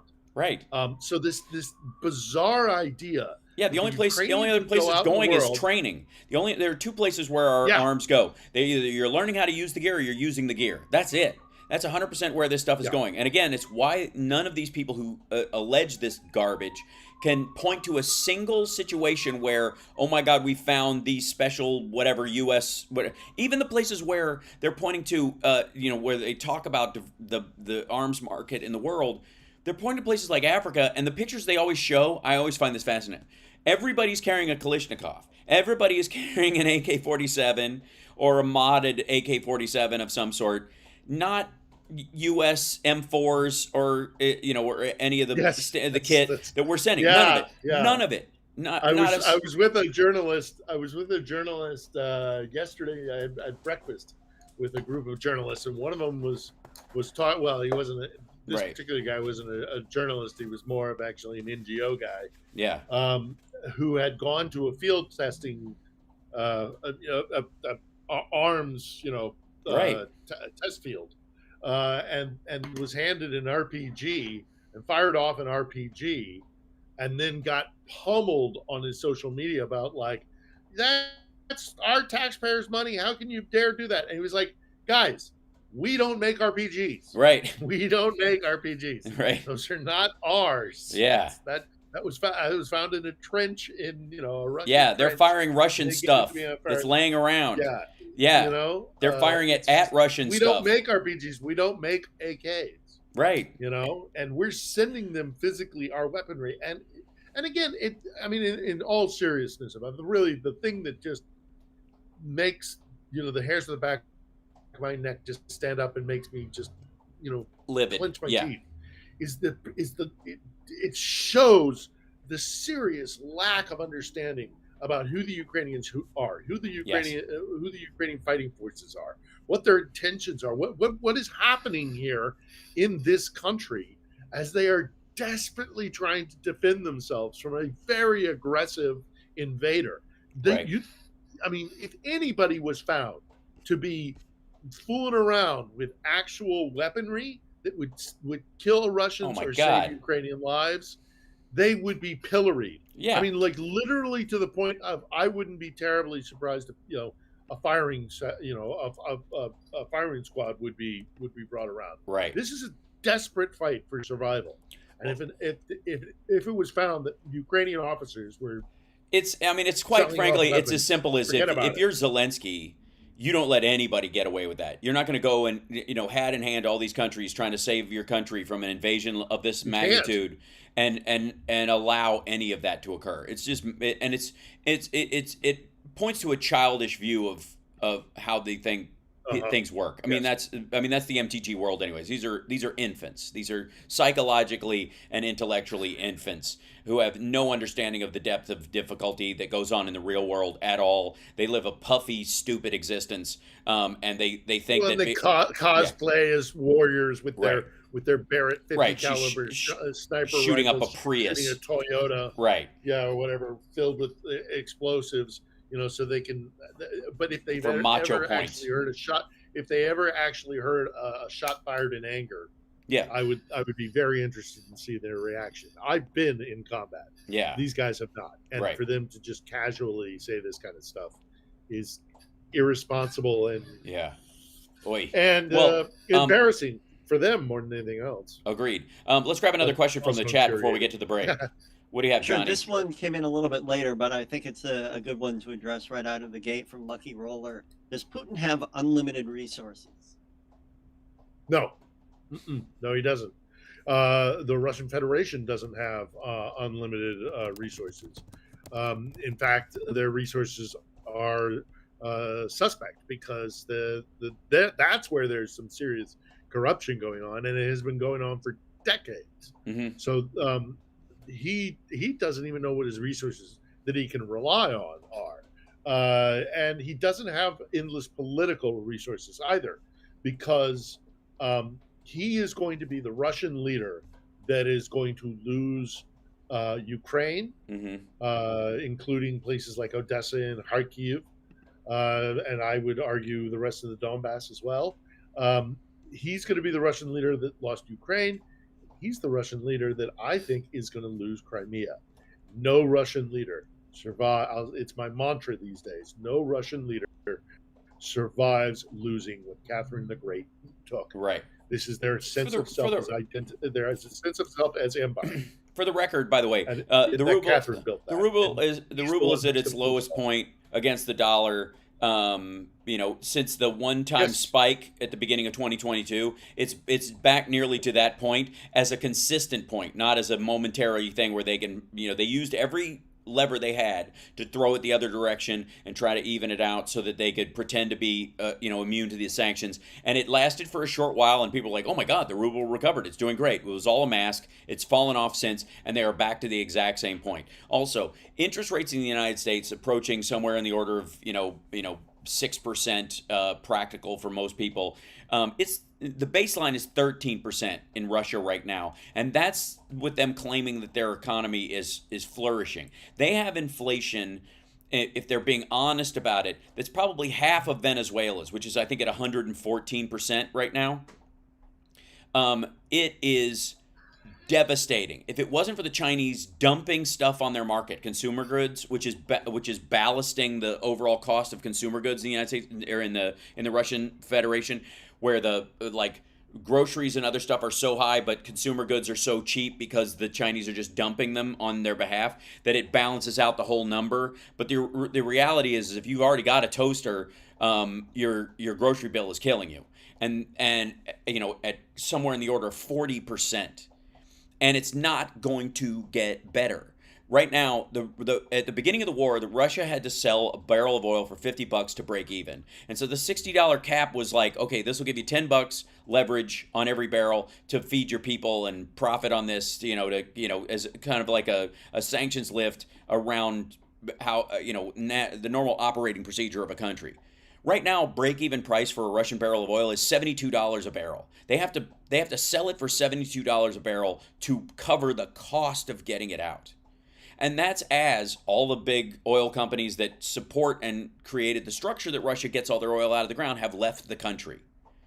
So nothing's getting repaired. Nothing's there, when if a plane's falling out of the sky. Yeah, exactly. If you have an oil well that goes south or explodes, or the seal busts on it, or they have an industrial accident, it's just done. You just write it off and move over to the next one. You're not repairing it. They're not repairing anything. And every single time that happens, the price of that barrel of oil goes up for them as far as their break-even price. And that's why the Saudis are trying to help them a little bit by lowering their production and the like.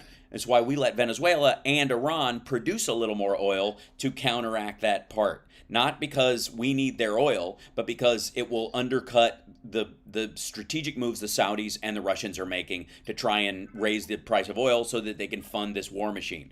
And it's risk. It's a chess game. Is it optimal? No. But is it better than the alternative? Absolutely. Is it the smart move? Of course it is. And the ruble has been decimated, as is the yuan, which is at a 13-year low against the dollar. All the de-dollarization tankies are having a panic attack because nothing could be further from the truth right now. As a matter of fact, Venezuela is now basically running on the U.S. dollar. 6 countries have adopted the U.S. dollar over their own regular currency, including Turkey, by the way, which is at every under-the-table transaction that happens is going in U.S. dollars, period. Every over-the-table one, like half of them are in dollars, but every single one below the table is in U.S. currency because nobody trusts the Turkish lira. The same thing has happened with the ruble. People would rather have U.S. dollars even in China. It's absurd that these folks think that this isn't having an impact. And it's funny watching them kind of defend this nonsense as it continues to crash. And it's not something anybody wishes on the Russian people, but the government built this. This is the person that Donald Trump says is straight out of central casting and sharp as a tack and is at the top of his game. Vladimir Putin and Xi Jinping, they're the man. They know what they're talking about. Nobody can compete with them. They know every strategic, ploy they can pull. Well, if that's true, then they've either run out of ploys. None of them are going to work. So they'd love to do them, but none of them are function anymore because they've been outpaced in every other corner. Or they're idiots, and Donald Trump picks them, as far as strength and leadership, the same way he did DeSantis. That he just picks idiots. That he has no judge of character or capability, and yet another reason why he shouldn't be anywhere near the White House. We got to take a break. We'll come back for our final segment with Philip Ittner. Meanwhile, you should follow him on Twitter at IttnerPhilip. Reverse it like you're his substitute teacher. And 2 T's, 1 L. And, of course, it's Johnny Million on twitch.tv. Just follow him. Just do it. Just do it while during the break. During the break, just run over there to Twitch and follow him. If you don't know how, ask a 13-year-old. We'll be back. I won't tell your wife.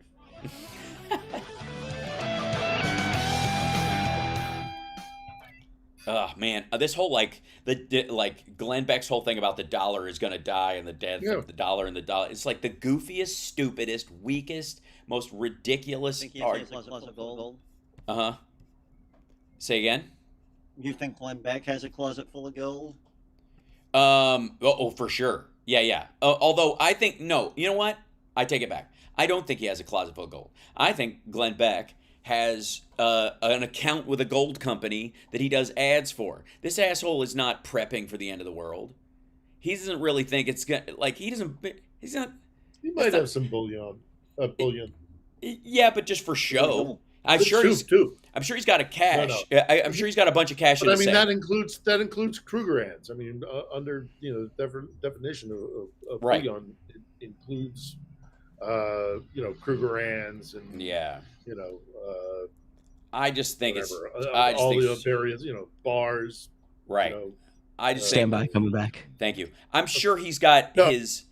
But it's mostly a prop. I guarantee. I am happy, you are happy. Let us be happy together, whether the weather is cloudy or sunny. I will always be your funny honey bunny. I am lucky, you are lucky. Let us get lucky together, whether the weather is cloudy or breezy. I'll be there to say, hey, come on, let's take it easy. 'Cause isn't it nice to have the friends that you do? And isn't it nice that the sky is so blue? And isn't it nice to say I love you, chugga chugga choo choo, woo woo.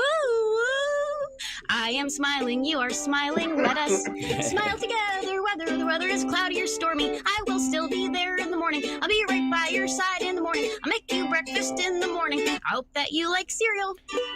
Yay! See, look at that. Oh, am I the only person without a stuffed animal? That's well, probably. You're on the road. We'll forgive you. I'm working on it. Here's my happy ending. Leslie, thank you so much for contributing with the super chat. Thank you, Andrea, as well, saying happy birthday, boy. My birthday's on Monday, so what's the thing? If I don't talk to you before next Wednesday, happy birthday. Thank you very much. And let's see, Mark and although Jay that's considered very bad luck in this part of the world. You're never supposed to send birthday wishes or happy holidays before the actual right. day. That's a little different. I may have jinxed you. Nah, it's all right. I may have jinxed you. No, well, I think he's gonna die. Here's the thing. Happy birthday. Thanks, man. Happy birthday is actually it is a previous wish. Don't make him laugh at my death, my untimely death. That's just rude. I feel bad enough already. But I will say that happy birthday in and of itself is a pre-wish, no matter what. Right? You can't, unless you say it the day afterwards, I hope your birthday was good, which is not what happy birthday is. Happy birthday to you means, weird. I hope the rest of the day goes well. Slavic, it's, I don't know, pessimism. And, right, yeah, no doubt. is what it is. Let's grab a bunch of questions before I get off on the other end of this. And by the way, anybody who feels like throwing a birthday contribution to the show in particular to help us get the computer, it is very welcome. And thank you guys so much. And I adore you and I appreciate it and all that stuff. And I will be posting an Amazon list of stuff that we need for the show on Monday in case anybody wants to dive into that as well on an individual level, kind of like listing myself with Bed Bath & Beyond by marrying myself, which is my want to do. Anyways, you just got a donation for your road stuffed animal fund. So yeah, I need something. I need to carry Patron with me or something. Okay, let's get some more questions. So here's a question from Ed's 3D Tech. Can you ask Philip if Russian Navy is now losing a boat a day? And what happened to Russian naval headquarters in occupied Crimea? Well, we talked about that at the top of the program, but just to briefly go over again because it's really important. Right. I don't think they're losing a ship a day, but they're losing ships too quickly. And they're losing ships to a country that doesn't have a navy, so there's that as well. The headquarters is a hugely important event. I would put this on the rank of hitting the Kerch Strait Bridge the first time. Or I mean, this is a big strike, and they've taken out the command and control for the Black Sea Fleet, but also because the Black Sea Fleet is so integral to the entire military structure down there. There's a gaping wound now in Russia's military infrastructure and the way it communicates with itself. Real quick, what do we got? Real quick, breaking news. This is from ISW and posted by Ukrainska Pravda, and also it's on 3 other sites. So I'm crisscrossing it to make sure. But something's beeping on my phones. Yeah, according to them, Ukraine has reached the last defense of the Zaporizhia Oblast defensive lines. They have crossed it, and they have geolocated Russian armored vehicles past the Dragon's Teeth for the first time inside that area. That would be the breakthrough that I was kind of talking about earlier, but it has been confirmed. Geolocated, this is a quote from the ISW. Geolocated footage posted on September 21st indicates the Ukrainian armored vehicles advanced south of the Russian anti-tank ditches and Dragon's Teeth obstacles that are part of a tri-layered defense and engaged in limited combat immediately west of Verbov, which is where I was talking about earlier, 18 kilometers southeast of Okharkiv. It is unclear if Ukrainian forces retain these positions, however, because they're not, feeding that detail back. But the images that they sent out show them actually past those points for the first time. This is into Russian-held territory, possibly previous to the... This gets them into trying to bring up the oblasts. Yeah.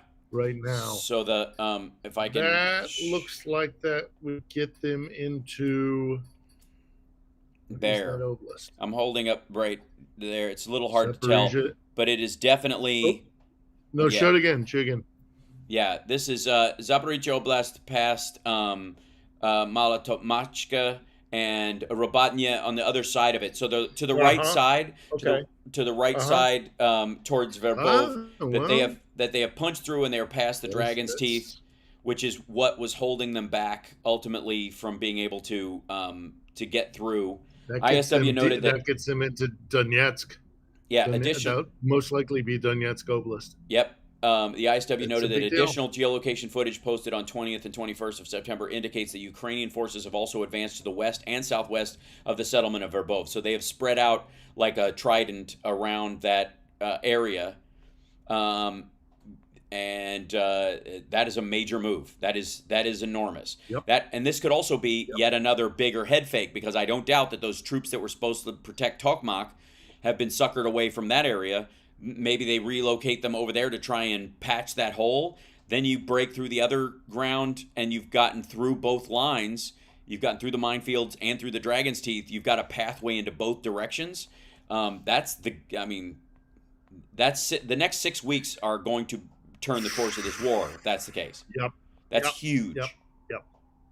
Good work on the Ukrainian part. And while Zelensky's here, while Zelensky's here. While Zelensky's on the other side of the Atlantic. Yeah, absolutely. Well, the stories of my demise have been greatly exaggerated for sure. Never never underestimate a Cossack. Never. Okay. Just don't. All right. Good to know. It's not a good idea. So as a general rule in life, do not cross a Cossack. Okay. All right. I will remember that. Mess you up. And anybody with a giant fur hat, I'll take my time. Olga, baby. Yep. Olga, that's right. Olga, yeah. Oh, yeah. Yes. We'll tell the patron saint of vengeance and that's right. resilience. Yes, and retribution. And I will strike down. Yeah, she's basically a character from Pulp Fiction. So let's grab. We got a couple minutes, so let's grab one more question at least before we end up. All right, so I've got one from Greg Edmond. Please ask Phil how the harvest is going. How the harvest is going? Yes. I don't think it's harvesting time right now. It might. I guess we're going into it. Yeah. I guess we're going into it in August. I mean, it'll be as good as they can get it. Yeah. The problem is always preparing for the next season. A harvest is not the problem. It's there. The grain is there. It just needs to be harvested. The problem is you always have to be, as a farmer, preparing for next season. So it's not really, are they going to get this harvest out? Yeah. Will they get the seeds in time for next? Planted. And a lot of that will which was the big fear, quite frankly, was the big fear last year. And they managed to do it anyways. And also, the United States and Canada intentionally increased their grain outputs. We intentionally increased our grain outputs to cover the lack of any, lost during, the Ukraine war. And it seems to manage doing that. We've managed to do it so that prices, let's say, for Africa and grain, grain in Africa haven't spiked in any major way. UN sources of grain for places that are impoverished or starving didn't get upsided. We're fine, for all practical purposes, and much to Russia's chagrin, because freezing people out and starving them to death was the plan, and will continue to be the plan. Yep. It's just it's a failing plan. I want to thank Philip Ittner for being here. Don't forget to follow him on Twitter, Ittner Philip, and of course check out his vlogs about it. Get the personal experience of being in this war zone and the impact that it's having on the Ukrainian people themselves as human beings. Follow Johnny Million and on Twitch and listen to his music, because we live to enjoy our lives, and music is a valuable, important part of that. I'll be at the Jam on Tuesday singing a bunch of songs, but one of them is The Pot by Tool, and I'm very excited to be doing that one.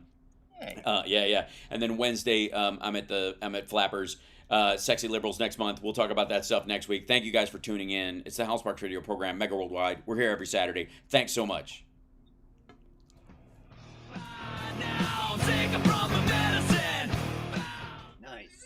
There we go. Right to the second. Thanks guys. Thank you, Chicago. Appreciate it. Chicago, thank you. That was without it. Happy birthday, Hal. Thank you. Oh, thanks so much. Now you're really gonna die. Ouch. It is not a tumor. It's not a tumor. Stop it. Stop this with the stop whining. You lack discipline. She finds a way to throw up. Right. All right. So thanks, Johnny. Thanks so much, and you guys, I'm gonna go rest up and work on my show for tonight. Enjoy DC. I will. Try and find a good Afghan place before you go. If you can. We will try. All right. Talk to you guys later. And chat room, thank you guys so much for being here. I'm in a corner. I have to say, is it just me, or does the tone of this wall look exactly like the mugshot that Trump had? This is not the exact same paint job. This is the chat room. Let me know if you think this is the exact same. That I need one of those little Fulton County Sheriff's Department logos right here. There. And thanks, Robert Reynolds, for the Stuffed Animals Fund. James Etling, thank you so much. Happy early birthday. Earmark this for the new laptop. Thank you. We need the HDD 100. Yes, we do. We need a new Hunter Biden laptop. I need to get a Beau Biden Foundation sticker for my laptop. I got to figure out how to do that. I'm sure it still exists, so we got to dig one up. Because, again, nobody has been able to answer my question. The Beau Biden sticker on the Hunter Biden laptop. Fabric or vinyl?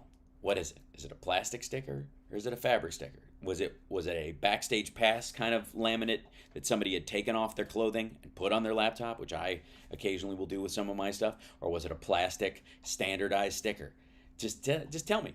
Just tell me. Just somebody tell me. None of them can. Why can't they tell me? Even the guy who handled it, even the guy who supposedly he can't see 6 inches in front of his face, but he held it in his hands. Which one? Can't answer it. Why not?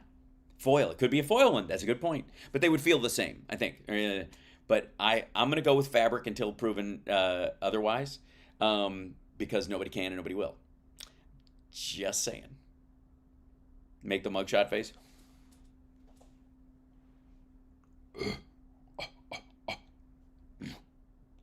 I don't want. Will they have my brand of diapos and poison? Is that the face you're talking about?